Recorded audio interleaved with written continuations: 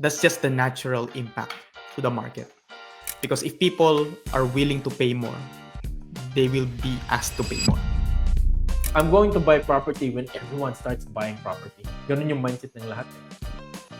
Our job is to make sure they make the most informed, smartest decision. Kumusta, bro? Ayan. How are you? Very good, very good. How are you? I'm good, bro. Welcome, everyone. This is our Buy and Rye late night talks. And we're just going to talk about why property prices rise and why do they fall. What do you think about that topic, bro? I think that's very interesting. A lot of people, they actually see property as a way to invest. And even if you don't buy it as an investment, they think na, oh, I bought a house. It is also an investment at the same time. Diba? Of course, when you shell out a big chunk of your life savings and money, you'd want it to go a long way. Diba? Besides providing yourself a home, shelter to be with in your family, diba? Safety, protection, and everything, it wouldn't hurt if it appreciates in value. Diba? End of the day. So yes, it's a very interesting topic. I think a lot of people would find value in what we're gonna talk about. Number one, this is not like a formal training whatsoever. It's just two guys talking about, what we know, what we're interested about. And since we work in this space, it's definitely something that we tackle day in, day out, diba? So how do we start? So siguro, we can start with bro, sa personal experience natin. Like you have a property yourself, right, bro? The one that you Yeah. We have a couple of properties. And actually, this is very close to heart. I mean, obviously we work in the industry, diba? We have a property in the Philippines. Ano siya? Condo unit. Somewhere in Taguig, okay? Initially, back then that was like 20 years ago or something. We thought, oh, this is a good investment, diba?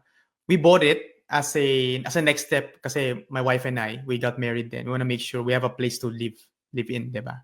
So we said, okay yan, it's close to work and everything. We bought the property. Tapos recently, actually, we liquidated, we sold it. Okay? So I was thinking back then na, this is a sure deal, diba? So you bought a property. Tapos people are saying na, magandang investment yan, buy it. Siguro sell it in the future, whatever. So we sold it, diba? So when I look back, sabi ko, parang hindi ganun kalaki yung pagtaas niya. Yes, it appreciated a bit in value. Pero bro, it took 20 years.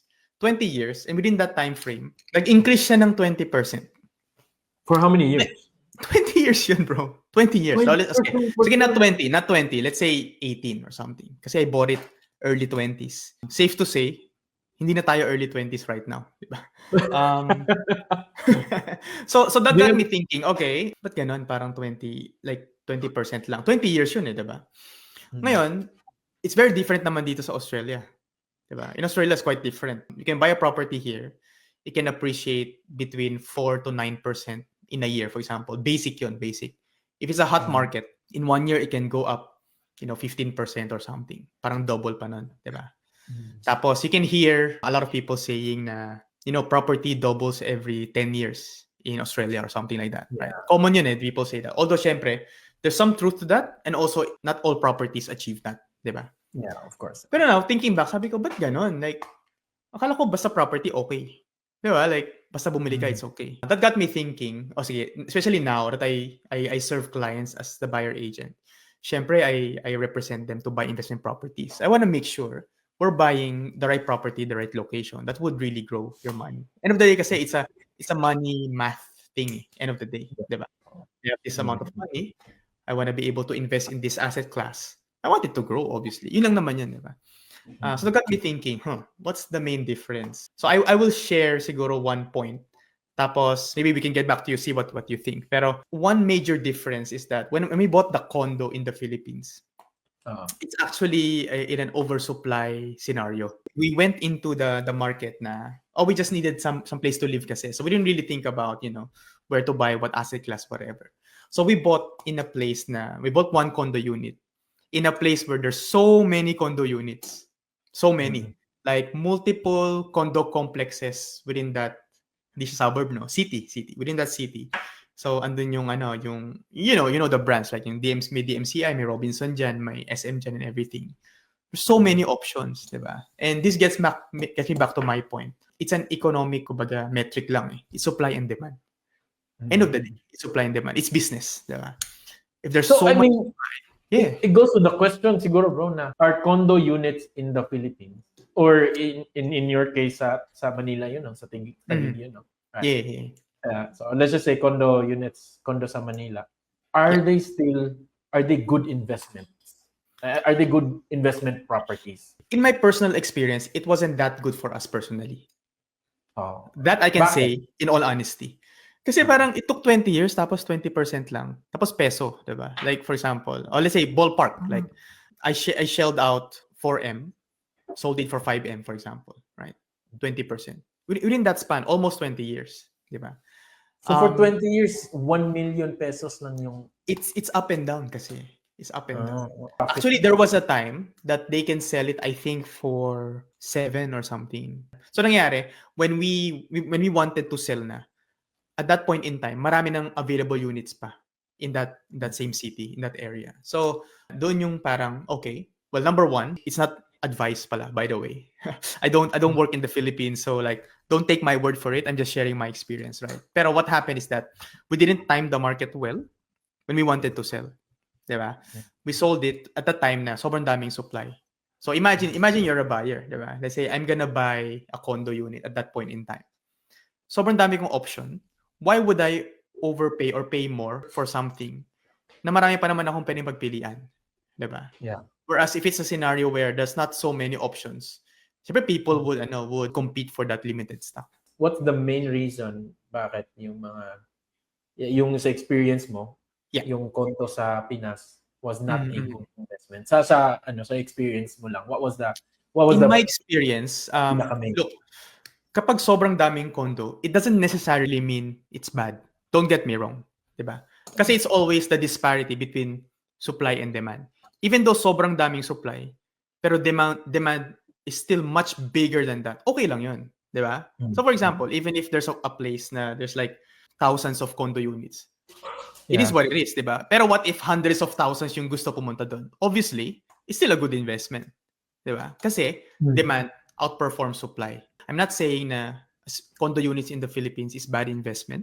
You really have to look at the area, what kind of unit you have, and the timing as well. Kasi for example, if you time your selling at the time na, let's say, marami ring ibang available na supply, for example, people won't overpay for yours. They won't pay premium kasi ang dami nilang options. So, in terms of property prices, from my perspective talaga, it's as simple as supply and demand. How do we access that sa Pinas? Like, how do we know if marami supply? Ganon, sa Pinas. That's what I'm not privy dun sa actual real estate market in the Philippines. I'm more into the Australian property market, diba? Well, number one, if you're thinking to buy in the Philippines, it's best to talk to a professional.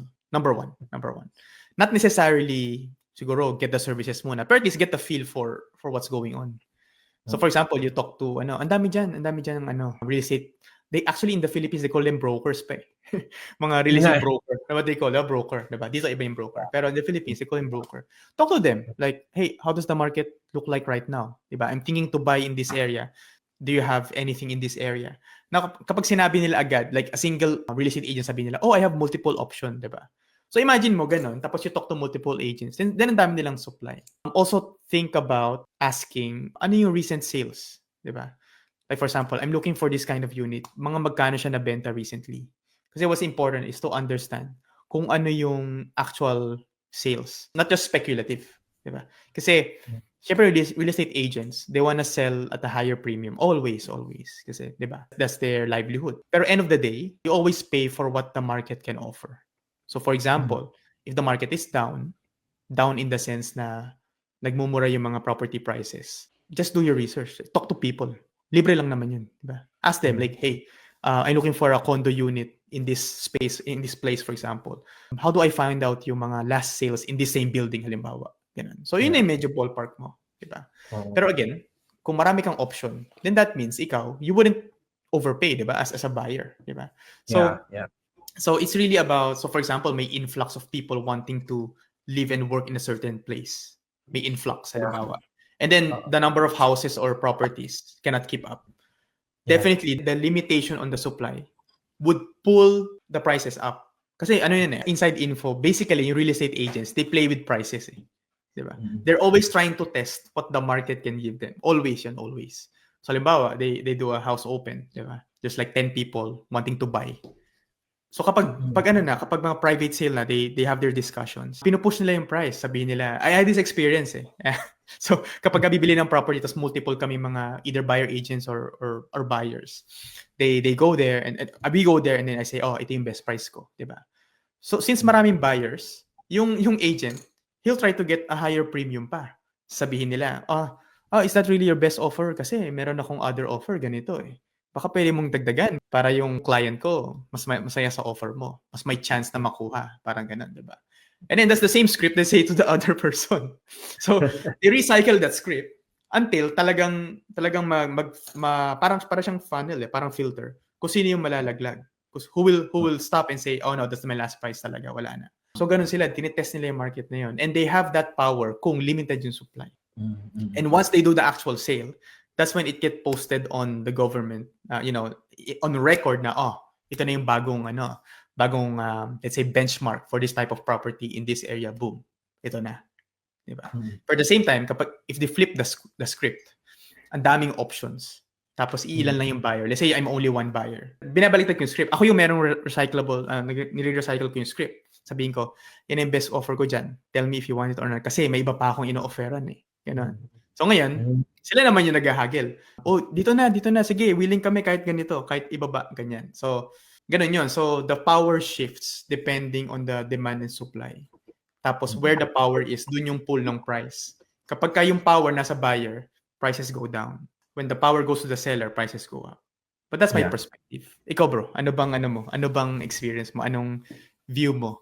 Kasi you've been dealing with, diba? Obviously, you serve clients to help them finance their purchases. I'm sure you've seen dati, yung property prices within this range lang ngayon, di ba? Iba na, palaki na.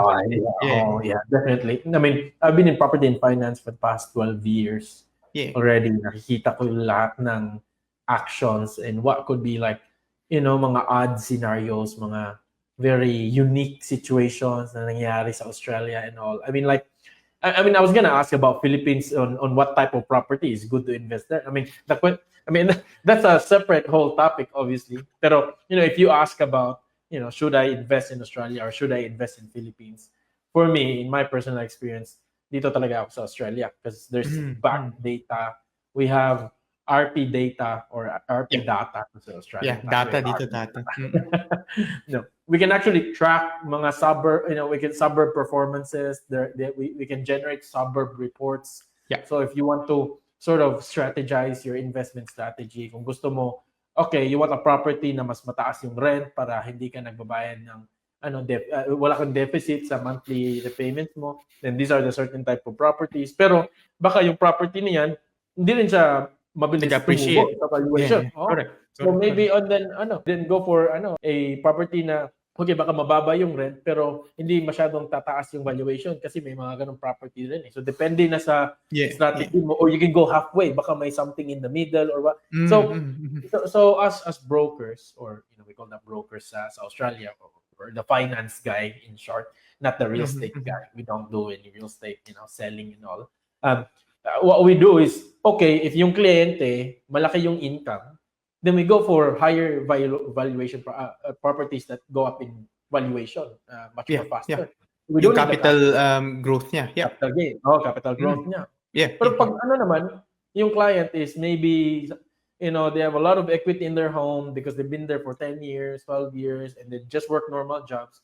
Okay, we can go for cash flow properties na hindi masyadong mataas, pero you have your equity na there. You've got 300,000, maybe 400 because you've been staying there for more than 10 years. Ganun, no? So, depende na lang on how we approach it or on anong specific scenario. So, for me, my personal experience really, nag-transition na kasi ako ngayon sa tig-isang property to property development. Pero when I was doing yung tig-isang property, my structure really was valuation because I know I can ramp up my income through sales because I was I was doing sales, no.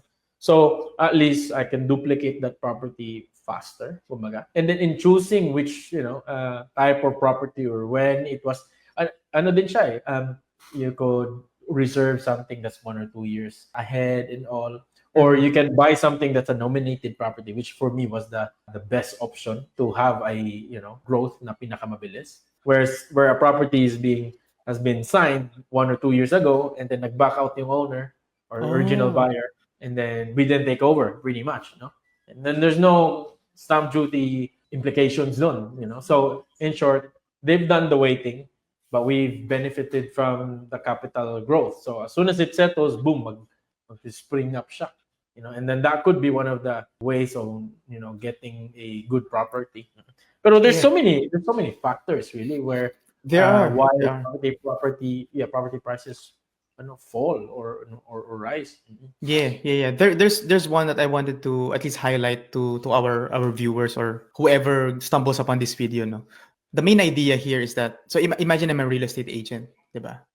My goal is always to pull up my selling price para I can make more money out of the deal. Ganoon naman talaga yan. It's not a secret, diba? Mm. So the question is, how do I do that? How do I make it happen? I think today, especially election season ngayon, diba? Election season ng Australia. There are certain political parties and we're not specifically supporting a specific party or anything. Pero may government, let's say for example, leaders there, na they make policies to put more money in people's pockets. Halimbawa, like tax cuts, for example. Tax cuts, increase in the wage, yung ganun, like any policy na you'll be able to get some more money back, diba? What does that mean? So what it means is that, number one, I think, confirm mo na lang, tell me if I'm wrong, pero there's an impact to the borrowing capacity also. Kasi let's say take-home pay is a bit bigger, diba? Take-home pay is a bit bigger. And also, real estate agents know na, hey, hold on, the people right now have more money to spare. Diba? Let's test the market. Angat natin ng konti yung list price. Ganyan, diba? And syempre, physically, the buyers, they do have extra money, diba? Halimbawa, imagine there's a big grant for a specific category in support to buying a house, for example. So that's extra money in their pocket, diba? Real estate agents play the game na, okay, these guys have more money now. Then that means I can up my price. Diba? So, in a way, yung ganong scenario, it also pulls property prices higher. I'm not saying it's good or bad. That's just the natural impact to the market. Because if people are willing to pay more, they will be asked to pay more. For sure. Especially for the agents who know that that's the game. Then, yeah. So it's just, I mean, obviously some people agree on those policies, some don't, diba? Pero what we need to understand is that tayo as professionals in this space and also for our friends who want to buy property eventually, diba? They need to understand that as well para hindi sila magulat, diba? For example, government announces some sort of grant for specific areas or whatever. Tapos, oh, hold on, bakit tumataas yung prices? Like, what's going on? Wala namang nagbago, diba? Yun. That's one of the things that could contribute, diba? There's many more, as you said. There's many more. Yeah. How about property prices going down? Have you experienced that? At least sa sarili mo? Definitely. Yeah. Yung property prices going down definitely also happens. There's something that we call a property cycle that not many people know. Yes. Really. Industry-wide, we as brokers, we're one of the first one, or other than you as a data analyst, you're probably one of the first ones to be able to know which part of the property cycle that we are in already. And so kami sa brokers, we know kasi we order valuations from the bank.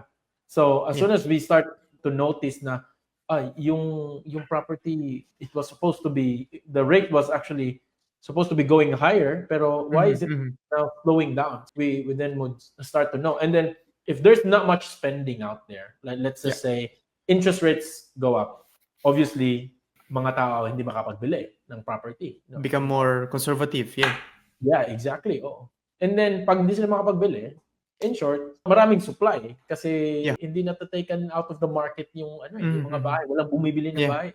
So pag maraming supply, makakapag-demand na yung mga buyer, can we have it cheaper?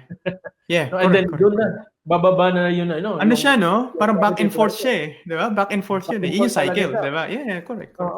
So it's interesting because the mindset of everyone is like, okay, I'm going to buy property when everyone starts buying property. Ganun yung mindset ng lahat But what happens is, if you start buying property when everyone starts buying property, it's going so up. Ganun, tataas. Yung everyone starts buying property. Then yung this side naman, it's mas marami na yung demand, mas mababa na yung supply. Yeah. If mababa na yung supply, there's scarcity na, mas exclusive na yung mga property, and we know Correct. if things are exclusive, the prices go up. Kasi mas mababa na yung supply eh. No? So if no one's buying, that's actually the best time to buy. So dapat, Correct. if no one's buying, that's when you actually buy. Kasi Yeah. doon, maraming supply. So supply is higher. If the supply is higher, then the prices go down. Kasi Yeah. they just want to get rid of the stock. No? Yeah. So the whole economics thing. So for me, it's also market behavior. And at the end of the day, it's the mentality of everyone na bibili na lang ako pag ready na ako, and usually ready ka na pag ready na yung kaibigan mo, and ready na yung yung siblings mo, and ready na yung mga workmates mo, ready na kayo lahat, magsibilihan kayo, all of a sudden property prices go up. And ngayon, now the rates are starting to go down. So the rates are starting to go down, the property prices will start going up now, or even it has already started. So really, we've now just started where another cycle. Another cycle of it going up na. So we're already hit rock bottom. Andito na tayo. We're already in level in Melbourne, 1. In Melbourne. Yeah. So we're from Melbourne, so I'm just speaking. We can go to other states. We're focusing on Melbourne as of now. If we wait longer, maging level 2 na yan until it peaks again. And then after nun, magko-correct na. Okay? Kasi everything's hyped up. The rates are low, banks are giving away money, government are giving stimulus package and all that sort of stuff. Then the real estate guys will be like, all right, let's make money out of everyone to bring up the prices na kasi everyone's like going crazy and all, everyone's so excited. And all of a sudden, babalik na naman, may nagreklamo kasi this and that. They can't afford their mortgages na kasi they took out so much. So bababa na naman yung inflation. Then and then it goes to that wave again na magko-correct, then magsa-stagnate na naman yun ulit, no? And then it'll go down, no? So now in this stage, also not even yung supply in the area, pero yung behavior ng mga tao. No? So it's like, yung tip ko usually sa client is, if you feel like you should not buy ngayon kasi no one's buying, that's the time you buy. It's the best time. Yeah, it's actually the opposite. Pero if you feel like everyone's buying, and then property are going crazy, it's really just a hype. So I mean you could be riding the wave going up. That's the reason why you hire professionals, such as Ryan, a broker. So that's my take, from learning all this, when COVID happened, most recently. Yeah. And then everyone went crazy as soon as the borders were open. Things went up and all. It was just a funny time. You can see it in your bare eyes, no? Yeah, absolutely. Especially in Australia, there are markets within markets. There's not one Australia market. Like the way Melbourne behaves right now is so different from how Perth is right now, or Brisbane is right now, Adelaide is right now. Diba? So if you're thinking to buy somewhere, if somewhere to live, obviously you live where you want to live. Pero let's say you want to buy an investment, right? It's best to really understand what's going on in those markets para in what part of the cycle you're getting in. Kasi Melbourne could be popping off right now, like paakyat siya. Pero maybe Perth is just sort of in the correction cycle. Kasi like last year, past 2 years, everybody's buying at Perth. Everybody's buying at Perth, diba? Yeah. Pero ngayon, the sentiment is shifting na. Kasi Melbourne is like the sleeping giant right now. Parang everyone has had its growth na. The question is, when will Melbourne pop? Ganun. So everyone's just sort of waiting, ganun. Pero nangyari dyan, may unti-unti na may mga bumibili na sa Melbourne. Diba? Yeah. Tapos when it catches on, that's when everyone's, sige, bilhin tayo. Pag so dumami na yon, tataas na yung prices. So the people who actually went in early, who were buying here, while not everyone is buying yet, diba? They're in a good position. So when everyone's flocking here, tingin sila somewhere else na ngayon. Tahimik ngayon yung Adelaide. Makapunta nga doon, ano itsura. Pero syempre, you don't just go in there and buy immediately. Syempre, you gotta understand also the market, diba? Pero it's interesting. In Australia, ganun yung movement eh. It's very fun. Very fun. I like yung ways ng Australia kasi now that we're in the profession, we've been in the industry for a long time, we can predict to an extent na, eto, ganun. Kasi you can see all the signs. Pero in all honesty, di ko nakikita yun sa Pinas. It's so hard to... Sa Pinas kasi, ako this is my personal opinion in the Philippines. Well, number one, Manila is very overpopulated, di ba? So definitely, demand is there. But the question is, are they able to afford it? That's the question. Like, we know population is so high. based on the land area. Sobrang we see it, 'di ba? When we go there, sobrang sa Manila ang daming tao everywhere. Pero question is, where can they afford, 'di ba? There's also an affordability part of the equation. Pero in the Philippines, ako personally, what I notice is that a lot of it is driven by developers talaga eh. Like the big name developers. So for example, someone would say, "Oh, let me develop ng BGC nga. Gawa nga ako ng 3 mall diyan, 'di ba? Gawa nga ako ng office building dito, 3." Parang ganyan, 'di ba? So with that, so they dictate na pa, sige, gawa nga. All of a sudden, saturate. All of a sudden, para, syempre with the mall, maganda yung mall eh. Malaking demand na, as may office buildings pa.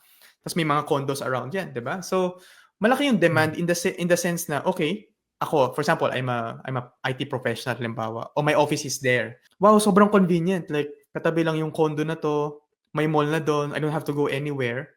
So, malaki yung demand for professionals to actually go in there. So, what I sense, at least personally, this is just my observation, follow where the developers are going. Diba? Kasi they sort of dictate the whole, parang they create a mini economy na doon eh. For example, they choose a spot.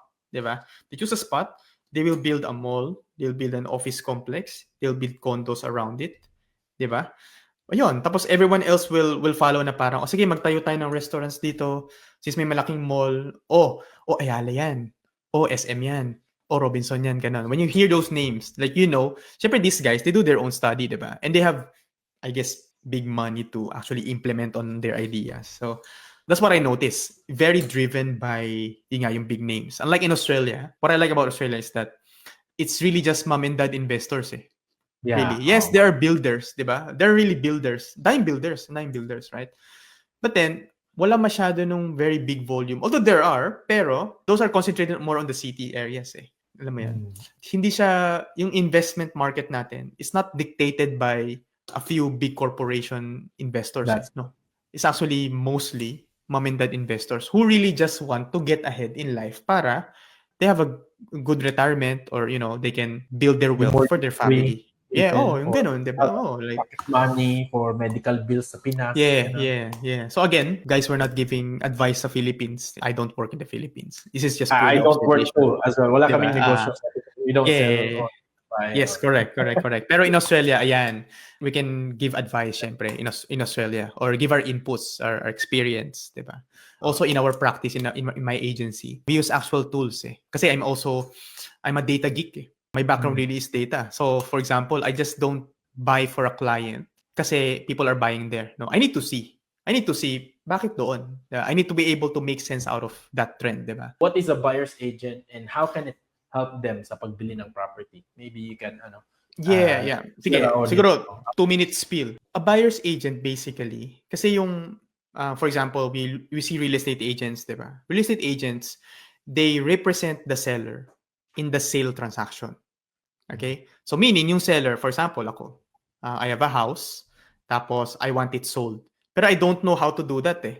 Like, I'm not licensed to do that. I am not... No, actually, you can sell pala. Sorry. You can sell even without license. That's fine. You can sell it, diba? Pero meaning, you need to understand, syempre yung process. There are many compliance requirements dyan, diba? You gotta be able to make the transaction legitimate. Yung title, magta-transfer, syempre, may tax implications and all that, diba? So they get a real estate agent to actually manage the whole transaction for them. And then they pay the real estate agent a certain fee for the service, diba? Kami, on the buyer's agency naman, it's on the other way around. We represent the buyer in the transaction. Diba? Again, there's nothing stopping the buyer from buying directly. Like I personally bought directly. Diba? Yeah. On my own stuff. Diba? Pero professionally, we also help people to buy. Why? Sometimes they are time poor. Sometimes they don't want to negotiate. Diba? Sometimes they don't know where to buy, what to buy. Ganyan. So doon papasok yung, maybe we can help you. Diba? So kami, sa buyer's agency, let's say for example, I have a client who's looking for a property. Upo kami, sabihin namin, for what yan? Investment and all that. Sige, I look at data, diba? Australia eh. Data to look data, diba? To really make sense of the decision. Kumbaga, to make the smart decision, diba? For the client. End of the day, we're the ones empowered by the client to do the transaction on their behalf. Pero it's still their decision, diba? Our job is to make sure they make the most informed, smartest decision. And also represent them in the process. Kasi what happens, like for example, I think a few minutes ago, I've been giving some insight on the way real estate agents work, diba? that's only because I deal with them a lot. So I kind of understand how they're doing it, diba? For someone that, kasi syempre, for example, a typical person, they will not buy, I don't think, well, it's rare, but some people, most people, property is the biggest transaction they'll do in their life. So, and they won't do it as a job, like maybe 1, 2, 3 times in their life or something, diba? So they don't have the experience that we have in terms of the dealings, no? Yeah. So what we do is that based on our experience in multiple deals, we bring it in your transaction. Like, you have someone in your corner that will look for the property for you, do the research, negotiate on your behalf, make sure all due diligence is done, and we engage the right professionals para you're confident in the purchase. Yun naman yun eh, yung confidence mo, di ba? Kasi, for example, in a way, mortgage kasi, I forgot where I heard it. Mortgage means ano eh, parang you're being shackled, quote unquote. Kasi it's a contract, di ba? Na okay, I borrow money from the bank, this amount of money, and I have an obligation to the bank to pay it off in the lifespan of the loan, di ba? Parang ganun. So it's a very big commitment, di ba? So some of my clients, they say, Ryan, it's a very big commitment. I don't wanna make a mistake. I don't want to make a mistake. Kasi the mistake could be much, much higher than the amount of money you will pay for a professional to help you. Diba? Yeah. Some people kasi they fixate on it costs this much. Hindi na muna siguro. Ganun. Pero ako, I always challenge them. Not that I'm like trying to convince them, pero I challenge them. Okay, pero what if this is the scenario, diba? What if you miss something and then it becomes this problem? Because sometimes, for example, you miss something in the inspection. It's a structural issue. The real estate agent will not tell you that. Because the real estate agent, what they want is to make the sale, diba? Yeah. If there's something in the report, correct, exactly. So if they say something, they see something in the report na might jeopardize the sale, they'll be quiet. Of course, when you ask them, they're obligated to answer. But they're not obligated to volunteer the information. Diba? Something goes wrong. Like numbers wise, especially say I'm a numbers person. Like if I want to buy, if I want to use a buyer's agent, like okay, this is how much it will cost me for the fee. Pero if I don't use a buyer's agent, what would it cost me? I won't give the actual pricing, right? Pero it's a fixed fee, for example, right? Pero let's talk about this scenario. Let's say may na-miss na sa inspection or you didn't do inspection at all kasi no one told you na, uy, maganda may independent inspection ka before you buy or something. Nobody gave you that advice. They say you bought it, diba? Something's wrong. There's a big structural issue in the property, cost you 50K. Halimbawa, very big structural issue, cost you 50K. Halimbawa, right? Versus you engage a professional, make sure the whole process is clean, which costs you much, much, much, much lower than the 50K for sure. Diba? So, what I'm trying to say here is that we kind of shifted pala, no? About representing or helping people buy. Pero basically, it's worthwhile at least to chat with a professional. They did experience some stuff that might be valuable to you. And at the end of the day, it's really your decision, eh? Diba? Now, if you think that you can actually take care of what all of the professional would have told you, diba? For example, I say, we're gonna do this is for you, diba? If you say na, it's okay, sige, kaya ko naman yan, that's okay, diba? Ang ano ko lang dun kasi, I feel bad sometimes for some people that make a decision, yung pala, hindi nila alam na available pala yung ganitong option. Parang, meron palang buyer agent na pwede kong kausapin at least before I decide. So at least, ako lang, like, kasi with data kasi, it's all about making the most informed decision. That's the same thing when you want to engage for example, a broker as well, diba? Kayo, with buy your brokers, diba? Imagine if you don't engage a broker as a professional, tapos you just go to the bank directly, o sige, sabihin ng bank, ito yung rate, o sige, go. Sige, go na tayo dyan, diba? What if someone told you, uy, alam mo ba, you can talk to a broker. Tapos, alam mo ba yung broker, they'll look at 20 plus lenders, tapos they'll give you the best rate or something, diba? Siyempre, ikaw, parang, hala, nakapag-commit na ako dun sa bank. May first payment na ako sa X date or something. Di ba you'll feel like, it's a big purchase. Sayang. Yeah. And it's a big purchase. Sana kung candy lang. O sige, okay lang. Sige, sa next candy na bibilin ko, mag-engage na ako ng professional. Para saan ba yung best candy, di ba? Pero it's a house, di ba? Siguro at minimum, it's 300K. Actually, wala nang 300K ngayon. Pero wala nang 300K ngayon. Wala, di ba? But minimum, that's the money we're talking about. Diba? Yeah. So why not at least engage a professional to understand what your options are? Yun lang naman yun eh. Diba? Not everyone. I know a lot of people who actually don't use a mortgage broker. It's okay. And they do know that a mortgage broker is possible. Pero, let's say they have ties with a certain bank, they have a different rate. Okay lang yun, di ba? At least, you know that that's your decision kasi nga, you know the options, di ba? So, Yeah. I mean, siguro bro, sige, to wrap things up, because for me, you're more updated where the property cycles are in each state of Australia. Would you be able to give us a bit of a rundown which stage we are on some of the states? It doesn't have to be all states for the states that you're. Yeah, correct. So at the moment, we're at the part where Perth has finished its cycle. I'm not saying finish, but more like a lot of the hot market siya before, now it's cooling down. Na siya. Queensland is pretty okay, Adelaide is pretty okay. Melbourne is the one that people are looking at right now.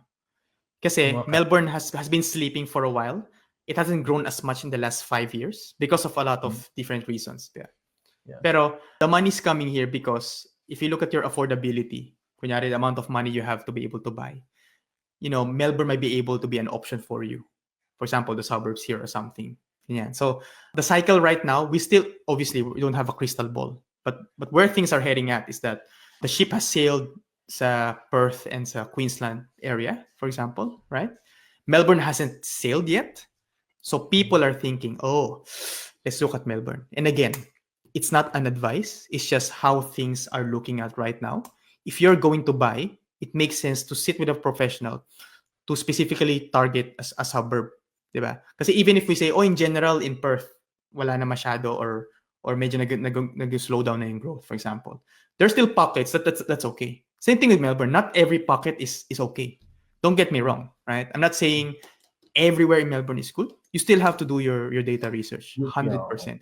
Either do it on your own or get a professional to do it for you. Diba? That's very important. Pero yes, we're watching out for Melbourne right now, especially Sydney. with Sydney. Have you heard the term Sydney is king? Sydney is king. I disagree being a Melbourneian, but I've heard of that. In the affordability scale, Sydney is not affordable for most people. It's like million yung median niya, diba? Million. Pero again, you can go regional New South Wales naman, diba? It's also an option, diba? And again, in Australia, there are markets within markets. Don't just go for capital city, also open yourself to regional markets, diba? Yung regional towns. Kasi there's an economy there. And there are people wanting to go there, to live and work there, diba? So there's demand as well. So yun yung exciting part. Like when I onboard a client, sabi ko, this is the exciting part. Tingnan natin yung buong Australia. Diba? Tingnan namin buong Australia. Hindi lang specific, Melbourne or Sydney or something. No. We look at, there's like 15,000 suburbs in Australia. Sobrang dami. Damn, 15,000. So many options for sure. So yun. So watch out. Again, if you feel like you're thinking about, investing, you can reach out to myself or Ejan here. We can definitely give you some ideas, some inputs, diba? Kasi again, it's a big life step. At minimum, you'd want to engage a professional to see what your options are at minimum, diba? Yeah, definitely. The moment you engage with a professional that has been doing it for more than a decade or 12 years and still currently doing it, that's also modernized, innovated, and really data-driven, not more on sales and all, but really more let the data decide, kumbaga, rather than our feelings. Or rather than what tito, tita, colleague or friend said, more on. You gain more than you lose. That's in my... I mean, that's the reason why we got into the profession anyways. No? Bro, once again, thank you so much for making the time. We'll close it here just so that we don't bore people out sa mga namin. If you guys have any questions or mga suggestions, ano yung mga topic natin in the next coming podcast, please do let us know, message us, and we'll see you guys on the next one. Salamat, bro. Thank you. Thanks, everyone.